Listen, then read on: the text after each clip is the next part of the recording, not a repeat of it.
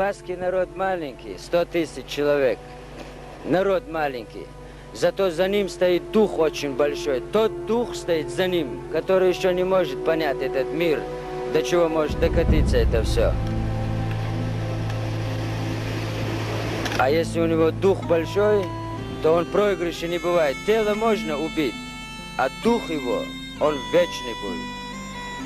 Сегодня такой момент настал в этом мире. Сегодня это единственный наш момент. Вот когда ты в обрыв падаешь, вот тело твое висит над обрывом, и волос держит твое все тело, чтобы ты туда не упал. Если мы сейчас вспомним, что это Кавказ, что мы одно, один отец Кавказа, мы его дети, этот волос станет как булат крепкий будет, и мы спасем себя. Если мы вот так разобежимся, этот волос порвется, этот волос. И гибель наша настала. Это наш шанс, вот этот, Всевышний дал нам шанс. Мы вот в этих горах кавказских, вот как волк есть, волк, вот он цепляется за скалы вот свои.